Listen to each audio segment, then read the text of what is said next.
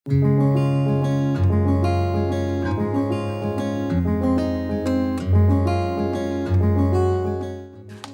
ये गज़ल मैं पढ़ रहा हूँ जिसके एक शेर का दूसरा मिसरा इस पेंटिंग का मौजू है।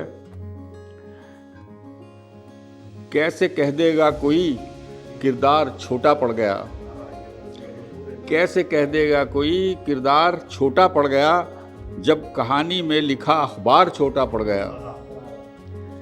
सादगी का नूर था चेहरे पे उसके इस कदर, सादगी का नूर था चेहरे पे उसके इस कदर, मैंने देखा जौहरी बाजार छोटा पड़ गया। मुस्कुराहट लेके आया था वो सबके वास्ते, मुस्कुराहट लेके आया था वो सबके वास्ते, इतनी खुशियां आ गईं घर बार छोटा पड़ गया, इतनी खुशियां आ गईं घर बार छोटा पड़ गया। दर्जनों किस्से कहानी खुद ही चलकर आ गए, दर्जनों किस्से कहानी खुद ही चलकर आ गए, उससे मैं जब भी मिला इतवार छोटा पड़ गया। एक भरोसा ही मेरा मुझसे सदा लड़ता रहा, एक भरोसा ही मेरा मुझसे सदा लड़ता रहा, हाँ ये सच है उससे मैं हर बार छोटा पड़ गया। एक भरोसा ही मेरा मुझसे सदा लड़ता रहा, हाँ ये सच है उससे मैं हर बार छोटा पड़ गया। उसने तो एहसास के बदले में सब कुछ दे दिया, उसने तो एहसास के बदले में सब कुछ दे दिया, फायदा नुकसान का व्यापार छोटा पड़ गया।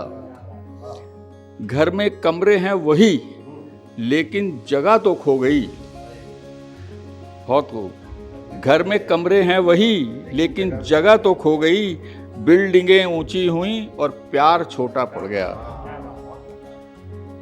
गांव का बिछड़ा कोई रिश्ता शहर में जब मिला, गांव का बिछड़ा कोई रिश्ता शहर में जब मिला, रुपया डॉलर हो के दीनार छोटा पड़ गया। मेरे सिर पर हाथ रखकर ले गया सब मुश्किलें, एक दुआ के सामने हर वार छोटा पड़ गया।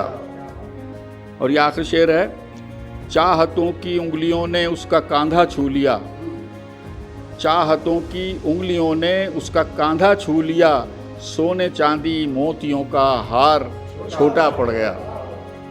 ये संकलन उर्दू में भी आलमी उर्दू ट्रस्ट से छाया हुआ था, छपा था, और इस पर मैंने तबसरा लिखा था, वो मैं पढ़ रहा हूँ।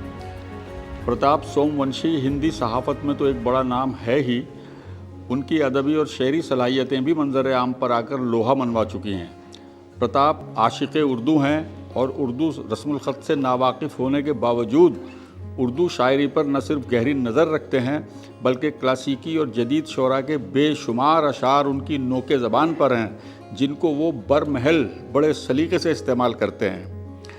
गज़ल उनकी पसंदीदा सिन्फ़ है और यही वजह है कि उन्होंने शेरी इजहार का ज़रिया भी इसी को बनाया।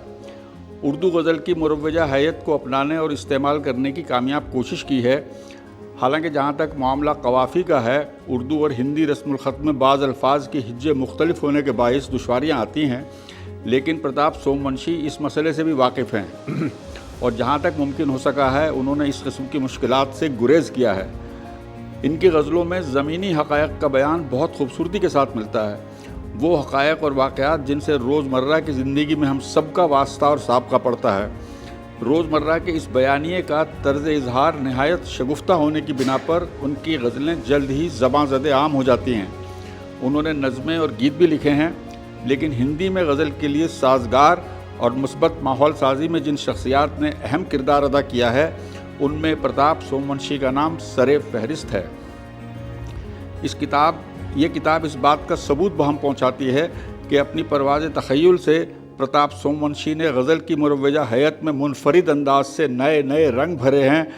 हिंदी गज़ल के सफ़र में ये एक अहम पड़ाव है। जो है आपके आसपास, आपके शहर का खास, वो दिखाएगा आपको DNN 24, आपका अपना डिजिटल न्यूज़ नेटवर्क। तो फिर कीजिए लाइक, सब्सक्राइब और फॉलो।